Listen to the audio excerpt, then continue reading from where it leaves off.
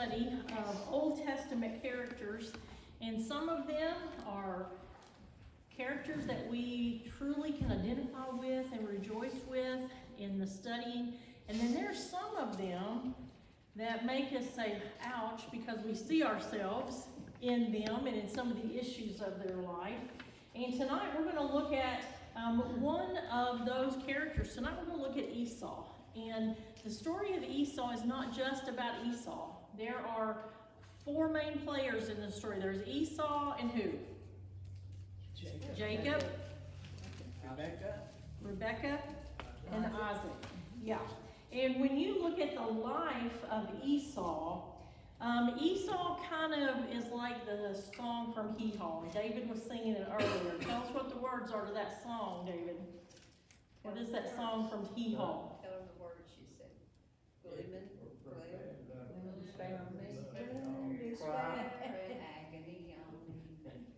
Deep, dark depression, excessive misery. Oh, it's like I'd have no luck at all. Gloom, despair, and agony on me. That's Esau's life right there. That's his life in 4 lines. Because when you look at Esau's life, Esau is one of those people, it seemed like when he was born, the cards were already stacked against him. It seems like no matter what Esau did, he was never going to come out on top. And some of that was not Esau's fault. Some of that was decisions that God had made before Esau was ever born. But some of that were decisions that his parents made.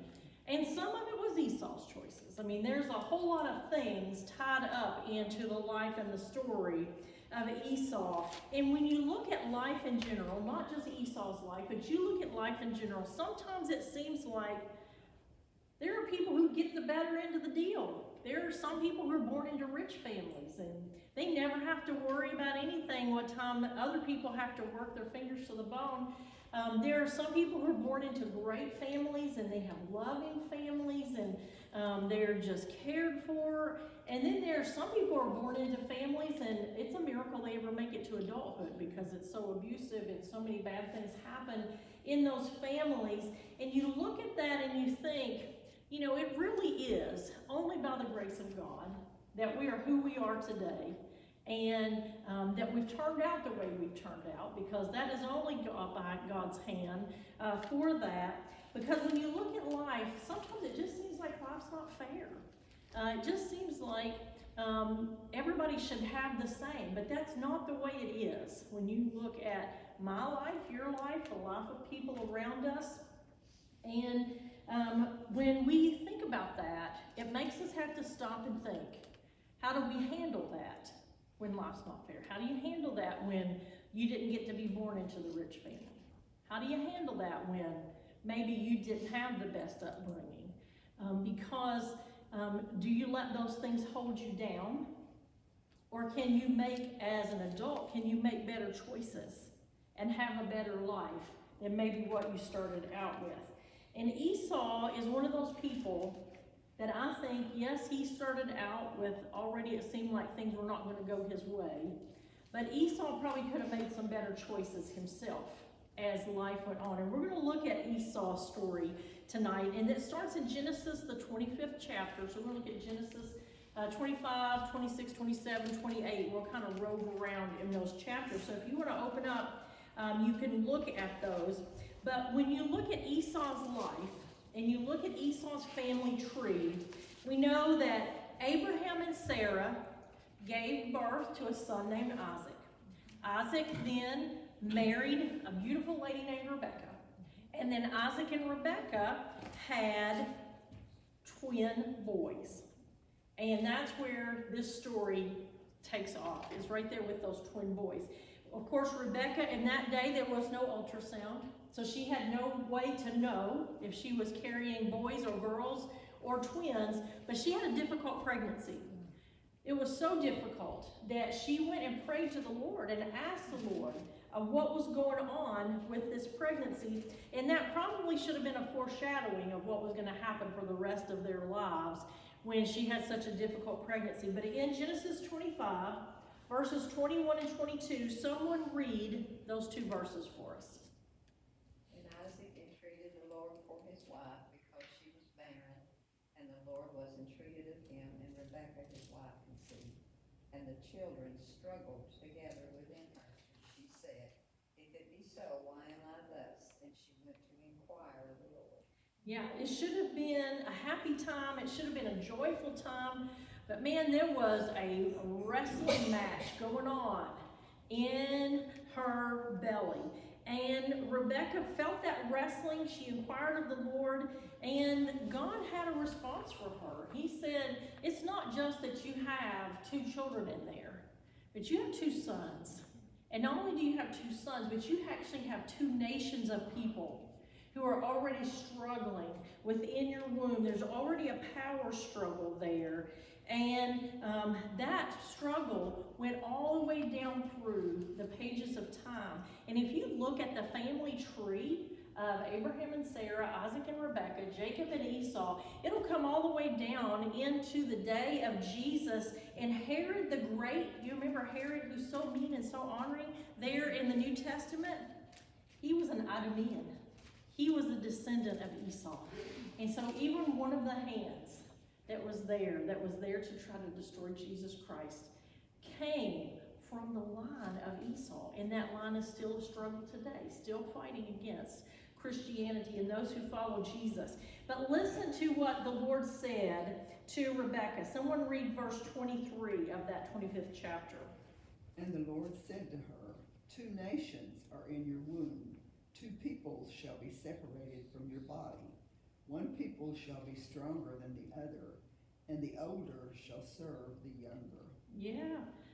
God said, even though those babies are in your womb, they are not yet born, I already have a plan for them. God already had a purpose for each one of them. And God said it's not just 2 children, it's nations. And their future is going to be controlled by me. I have a great plan for both of them. And the Lord's plan was an odd one, though, because that very last part of that verse 23, he said that the younger is going to serve, the older is going to serve the younger. That's completely opposite of what usually happened in that day and time. Normally, the younger served the older, not the older serving the younger. And so the Lord's plan was that the younger of these twins was going to be the father of God's covenant people, the ones who were going to go into Canaan, those who were going to be of the lineage of Jesus Christ. And how that was to come about, whether it was easy or difficult, was going to happen based on the choices and actions of the people here in this story. So in verses 25 through 27, someone read those 2 verses. And the first came out red all over like a hairy garment, and they called his name Esau. And after that came his brother out, and his hand took hold on Esau's heel, and his name was called Jacob. And Isaac was 80 years old when she bare them. And the boys grew, and Esau was a cunning hunter, a man of the field, and Jacob was a plain man, dwelling in tents. Yeah, so already you got a weird birth. I don't know about you, but when my babies were born, I would have been shocked if I'd have had a red hairy baby. I mean, I don't know, Lori, what would you have done? They had handed you a little baby that looked like a little pig with just red fur all over it. You know that. Regardless of the fight that had been going on in her womb, regardless of the fact that that baby was born and his brother was born with a grip on his foot when he came out. I mean, there's a lot of shocking things was happening here in this birth that was taking place.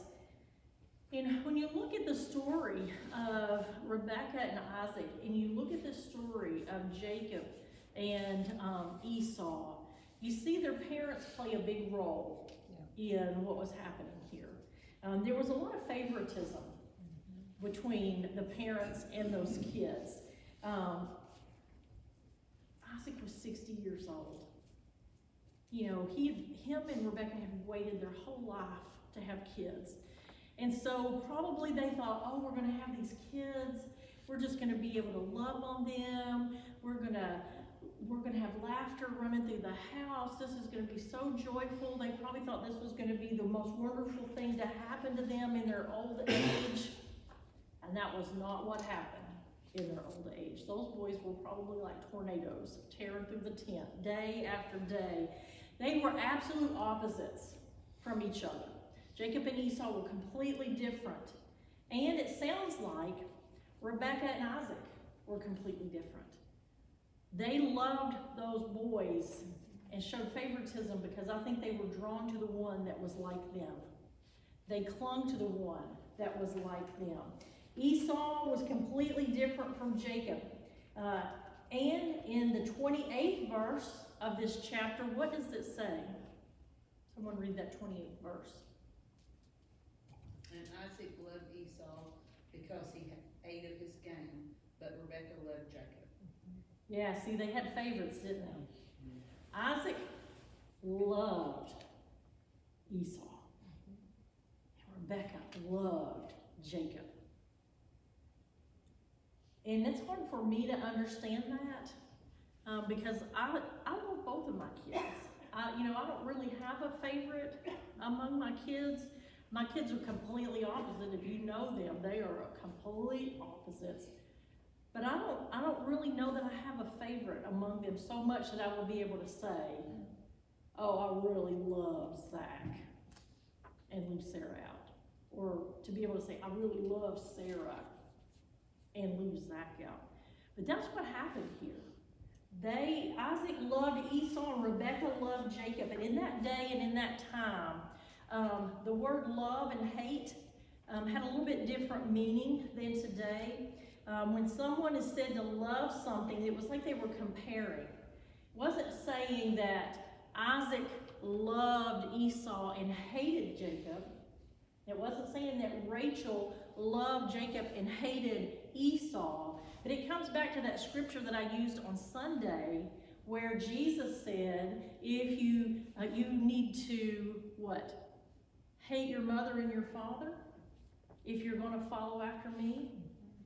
What did that mean? Did that mean that you have to hate your family to be a follower of Jesus? No, you need to love Jesus more than you love your family. And that's what was happening here, and that's what in this language they were saying here. When it said that Rebekah loved Jacob, she loved him more than she loved Esau, but she didn't hate him. And when Isaac loved Esau, it was saying he loved him more than he loved Jacob. But he didn't hate them. There's some language in the Bible that leads you to believe that maybe there was a hate that happened. It was not. It was just a favoritism. It was just, I love this one more than I love the other one. Why would Isaac have loved Esau more? What's some of the things in the scripture that makes you think they were alike and the reason he loved him more?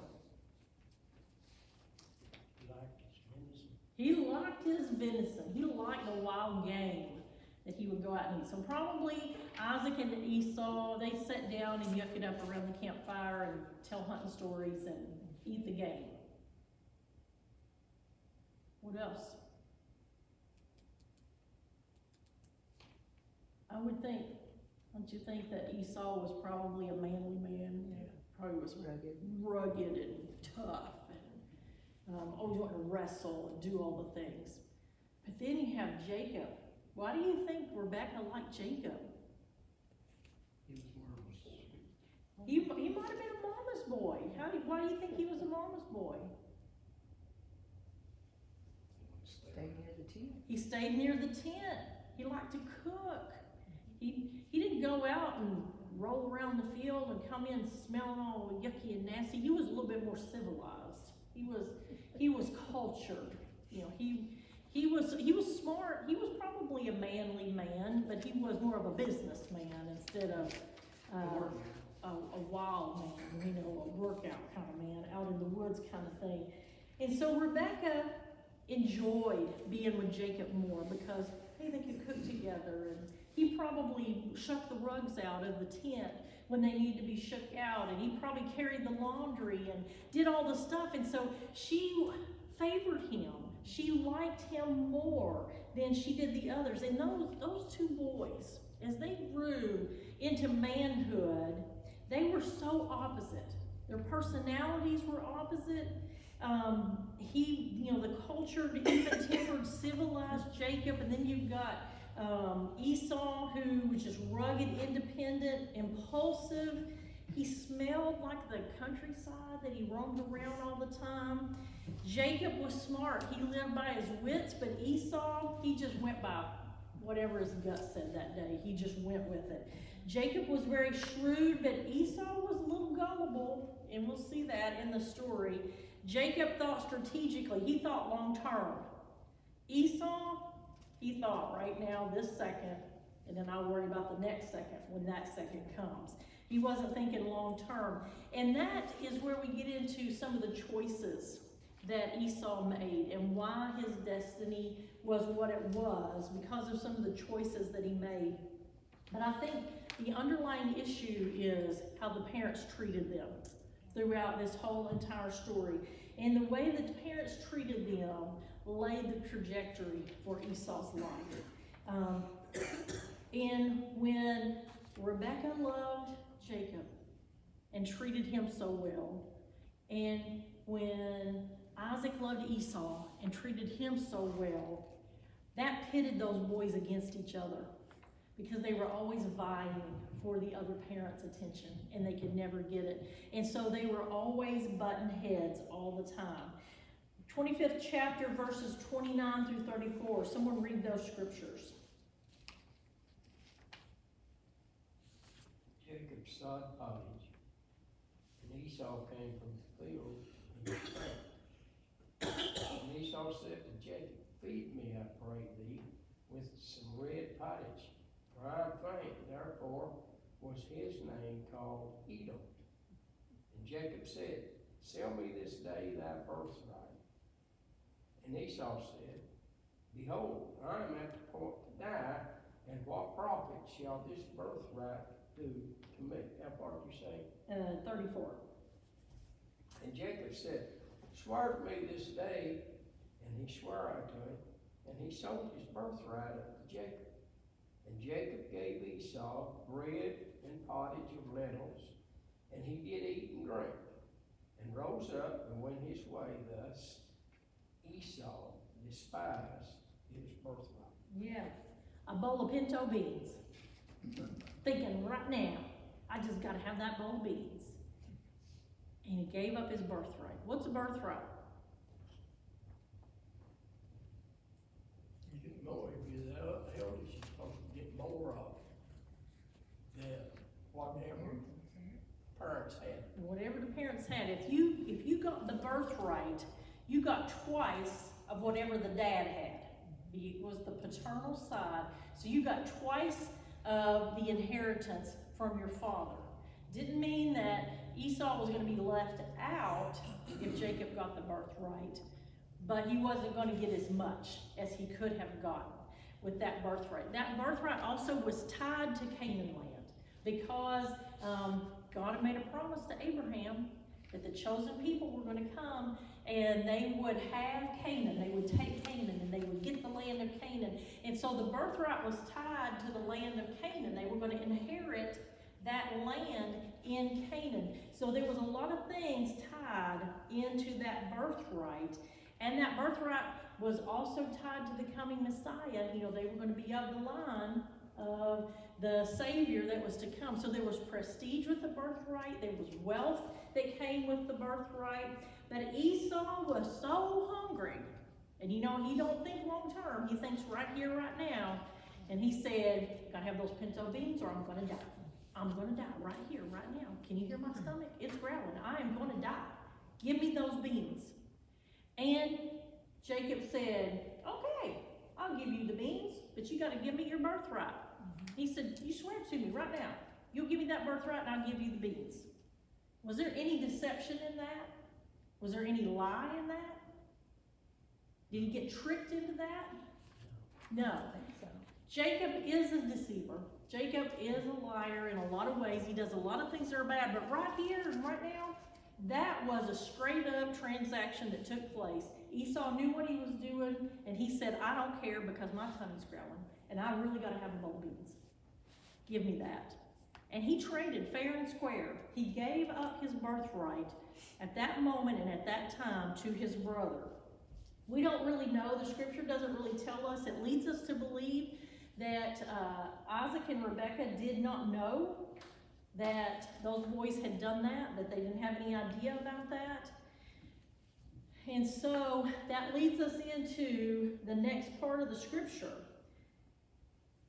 We see that Esau makes another bad decision. Not only does he give up his future wealth and birthright for a bowl of beans, but he decides he's got to have a wife. He's going to have a family. Everybody else got a family, I got to have a family. And so what does he do in verses 34 and 35? Somebody read that.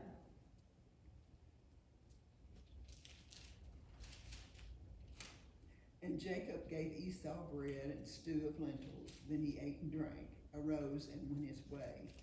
Thus Esau despised his birthright. Yeah, and then drop down to verses 34 and 35 and read that. Next chapter. 26. Oh yeah, 26, sorry. Chapter. Okay, Yeah, I jumped ahead another chapter. so what do you want me to read? 26, chapter 26, verse 34 and 35. Okay. When Esau was 40 years old, he took his wives, Judith, the daughter of Beeri, the Hittite, and Basemath, the daughter of Elon, the Hittite, and they were a grief of mind to Isaac and Rebekah. Yeah, apparently Isaac didn't talk to his son Esau, didn't train him, didn't share with him God's commandment that they were not to marry outside of their tribes. They went and he married outside, he married the Hittites. And it says that he brought a lot of grief into his family because he brought these strange women into their camp, brought their pagan beliefs into their camp. You know, Isaac, his dad, went and sent for his wife because he wanted to get a good wife for him, not a Canaanite woman. But Esau, he said, I just got to have a wife, so I'm going to go get me a wife right out here. Bad decision, brought a lot of grief into his life. If you jump over to chapter 27, I'm moving you this time. I'm not going to confuse you, but we're going to be in chapter 27. God had a plan. God told them the plan from the beginning. It was that Esau was supposed to serve Jacob, and so Esau did sell his birthright. He willingly gave that up, but it was already done anyway, because God said he was not going to get that birthright. It was going to be Jacob's. But Esau had already given up, and we're going to look and see what happens here in 4 sections of this 27th chapter. In the first section, verses 1 through 4, it says, Now it came about, when Isaac was old and his eyes were too dim to see, he's blind at this point, that he called his older son Esau and said to him, My son? And he said to his dad, Here I am. Isaac said, Behold now, I am old, and I do not know the day of my death. Now then, please take your deer, your quiver, and your bow, and go out to the field and hunt game for me, and prepare a savory dish for me, such as I love, and bring it to me that I may eat, so that my soul may bless you before I die. Like father, like son. Their dad says, I'm going to die, but I'm going to make sure I eat good before I die. So you go out and you get me something good to eat, and we'll sit down and we're going to enjoy this meal together. And it sounds like the dad doesn't know about the earlier trade-off of the birthright, because he says, fix me that meal and then I'll bless you. You'll get the birthright after we eat this meal together. And it makes you wonder, did Rebekah tell Isaac what the Lord told her? Did she tell him and he forgot? I mean, I tell Kenny a lot of things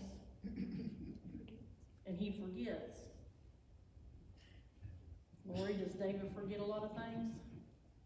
He would say I do. We have a lot of conversations as husbands and wives. And this is 40 years later. I don't know what I told Kenny 40 years ago. Do you remember what Leah told you 40 years ago? Yesterday. You don't even know what she said yesterday. You know, and so we don't know. We really don't know. The scripture doesn't tell us here if Isaac knew, if he knew and forgot, but we know that Rebekah didn't forget. Rebekah knew, Rebekah remembered, and she knew what was supposed to happen. And she knew that it was God's plan for Jacob to inherit that blessing and become the father of this covenant people. You think she knew before this? The next verse says she heard She heard them talking. Isaac telling Esau. You think she already knew that? I think Esau just made that deal, thought, well, who's going to find out? Just my word against Jacob's. Yeah, yeah. Rebekah decided she was going to help the Lord out with his plan. Yeah.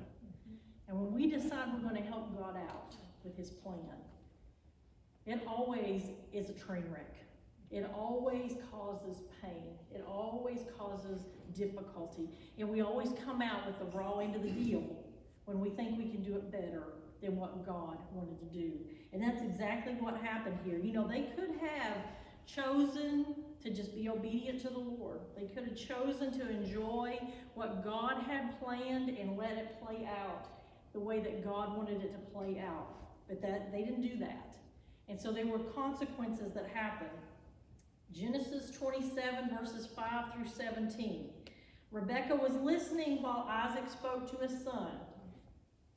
And David was talking about this earlier before church started, how sometimes ladies can be doing other things and listening to what's happening in other places and kind of know what's happening. We can multitask really well.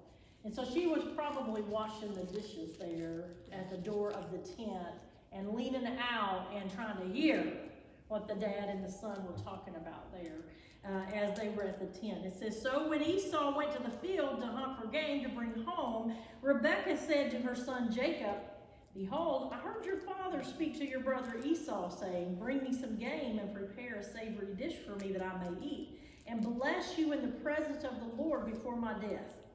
Now therefore, my son, listen to me as I command you. Here she is. She's saying, okay, we're going to intercept this. You're supposed to be the one to get the birthright, and we're going to make sure that happens. Go now to the flock, bring me 2 choice young goats from there, that I may prepare them as a savory dish for your father, such as he loves.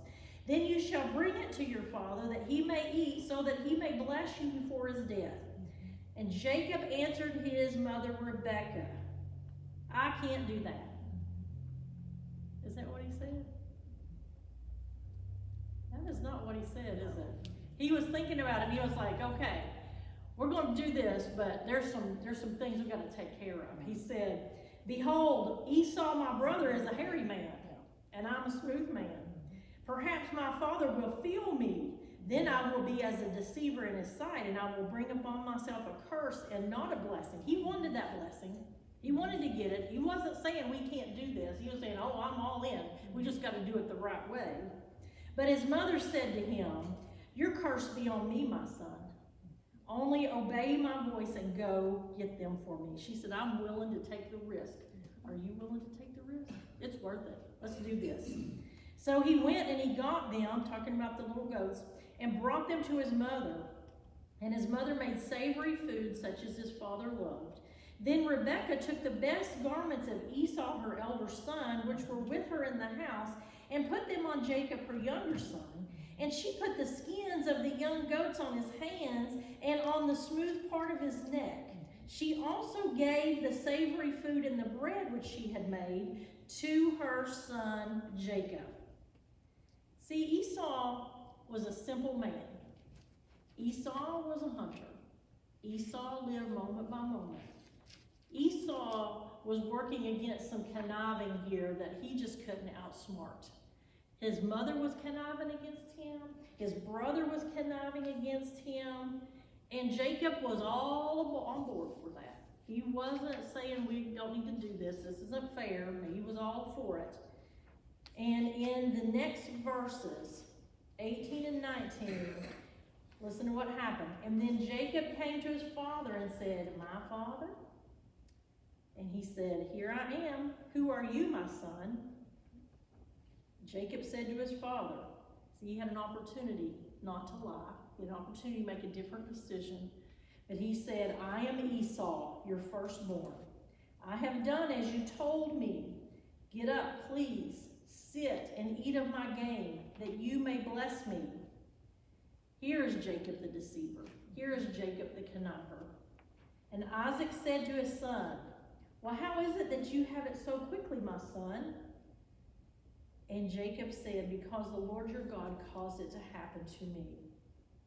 Not only was he lying about who he was, but he even drug God into that. And you know, sometimes when we're trying to justify wrongs in our life, we'll say, "God opened a door for that. God made a way for that." I've been guilty of that, laying the blame on God instead of taking the responsibility myself. You know, we can try to justify things. He drug God into his little scheme that he had going on here. He was very comfortable telling lies. He knew exactly what to say to soothe his father there. And then in verses 21 through 24, then Isaac said to Jacob, "Please come close that I may feel you, my son, whether you are really my son Esau or not." This is like Little Red Riding Hood, isn't it? It's like when the big bad wolf is in there. "Ah, come, let me feel of you." So Jacob came close to Isaac his father, and his father felt of his hands. Felt of him. The voice is the voice of Jacob, but the hands, oh, they're the hands of Esau. He did not recognize him because his hands were hairy like his brother Esau's hands. And so he blessed him.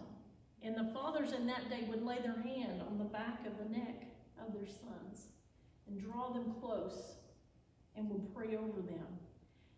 And Rebekah was smart enough to know that she needed to put a little hairy skin on the back of Jacob's neck so that when the dad put his hand there, he'd feel the hairy back and think, "Oh, that's Esau." And again, Isaac said, "Are you really my son Esau?" And Jacob said, "I am." Isaac was pretty suspicious, wasn't he? He felt of him. He listened to him. He asked him repeatedly if he was Esau. I think he knew that his son Jacob was a deceiver. I think he knew that his son Jacob had a tendency to be a liar and to try to get away with things that he shouldn't get away with. Maybe this wasn't the first time that Rebekah and Jacob had worked together to pull a slick one over on their dad.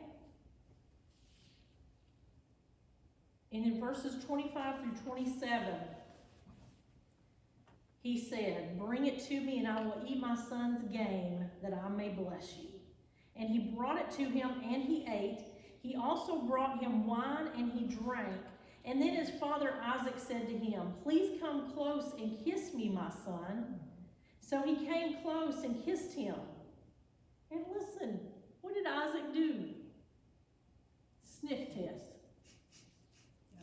See if this is really my son Esau. He sniffed of him. And when he smelled the smell of his garments, he blessed him. He had to make sure that this was his son Esau. "See the smell of my son," he said. "It is the smell of a field which the Lord has blessed." Isaac did everything he could to make sure that that was Esau, that he was blessing. Now, I'll be honest with you, at this point, I feel like Isaac knew that Jacob was supposed to get the blessing. Why would he so many times tested and made sure and made sure and made sure? I mean, I don't know. I don't sniff my kids when I hug them. I don't rub their hands and try to figure out which one is which, you know. He not only smelled, he heard He heard. his voice. Yeah. He said, "It's the voice of Jacob." Yeah, and I think he knew that Jacob was supposed to get that blessing, but Isaac wasn't going to give it to him. He wasn't going to give it to Jacob. He wanted to give it to Esau. He wanted to give it to the son who was like him. So he was still playing favorites. And so Isaac was just as bad as Rebekah. Isaac was going against God's will just as much as Rebekah was going against God's will, trying to connive and do all of that. They both had issues here. Both of them had issues. Genesis 27, 28 and 29. Here is the blessing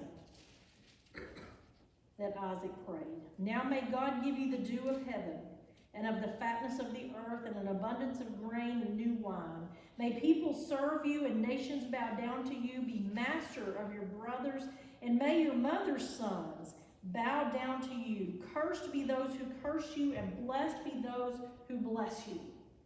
And then we come to the last part of this chapter, and here's the sad part. Here's the tragedy that happens. Because Esau comes running in, and he's got the meal that needs to be cooked, and he's running into the tent, and he's like, okay, I'm ready to get this all done so my dad can have this meal, and he can pray over me. And it's all over. It's all done. Verses 30 through 40. Now it came about, as soon as Isaac had finished blessing Jacob, and Jacob had hardly gone out from the presence of Isaac his father, that Esau his brother came in from his hunting. Gloom, despair, and agony on me. Deep, dark depression, excessive misery. I mean, he was woe-woed at this point. Day late and a dollar short. Day late and a dollar short. He also made savory food and brought it to his father. And he said to his father, let my father arise and eat of his son's game, that you may bless me. And Isaac his father said to him, who are you? And he said, I am your son, your firstborn son, Esau. Then Isaac trembled violently and said, who was he that hunted game and brought it to me, so that I ate all of it before you came and blessed him? Yes, and he shall be blessed. When Esau heard the words of his father, he cried out with an exceedingly great and bitter cry, and said to his father, bless me, even me also. And he said, your brother came deceitfully and has taken away your blessing. Then he said, is he not rightly named Jacob? For he has supplanted me 2 times. 2 times. He took away my birthright, and behold, now he's taken away my blessing. Booty hooty. He didn't take away your birthright. You gave that one away. You can't lay that one on Jacob. And he said, have you not reserved a blessing for me? And Isaac replied to Esau, behold, I have made him your master, and all his relatives I have given to him as servants, and with grain and new wine I have sustained him. Now as for you, what can I do, my son? And Esau said to his father, do you have only one blessing, my father? Bless me, even me also. So Esau lifted his voice and wept. Then Isaac his father answered and said to him, behold, away from the fertility of the earth shall be your dwelling, and away from the dew of heaven from above. By your sword you shall live, and your brother you shall serve. But it shall come about, when you become restless, that you will break his yoke from your neck. There's a lot that goes on in this story. There is tragedy. There is irresponsibility on a lot of people's parts. There's deception on a lot of people's parts. Yes, Esau swapped his birthright for a bowl of pinto beans, but he, I'm sure, thought, yeah, when my dad dies, he won't be here to protect my brother, and I can break my brother. See, that fighting, that wrestling was going to continue even after Isaac and Rebekah were gone. But there was a prophecy there. 2 nations are in your womb. They will be separated from one another. The older shall serve the younger. That was Genesis 25:23. You couldn't change what God had planned. It was always God's plan for Jacob to be the leader, to be the ruler. It was always God's plan for Esau to be the one who followed, to be the one who served his brother. But I believe that it didn't have to happen the way that it happened. I think the parents could have handled that differently. there's a lot of what ifs. And if you look at your paper, I put those what ifs on there. What if Isaac had been proactive? What if he had been a father who was involved and obedient to God's plans, rather than just sit back and let what happens, happens? What if Rebekah and Isaac had prepared those boys to obey God's will very early in their life? What if Isaac and Rebekah, from the moment those boys were born, had trained them and said, okay, boys, Esau was born first, but God has a special plan for both of your lives. And God's plan, even though we may not understand, God's plan is for Jacob to get the birthright, and for Esau and Jacob to work together and to become the great nations that God planned for them to be. Train them from an early age to accept what God's plan was, so that they didn't fight and squabble and have to be deceivers. What if Esau had gotten Rebekah's attention, and what if Jacob had gotten Isaac's attention? What if Esau had been trained and accepted God's will and willingly handed over his birthright and said, I accept the will of God. I'm willing to be a part of God's plan. What if Jacob had humbly received that blessing of the birthright and then offered to share his wealth and his prestige with his brother Esau? Said, we'll be brothers in this together. I may carry the title, but we'll do this together, like brothers are supposed to. I wonder if history would have been different. I wonder if we'd have had all the wars in the Middle East and all the things that have happened that still are happening today because of this tension and this friction and this fighting that took place between these two brothers. What do you think?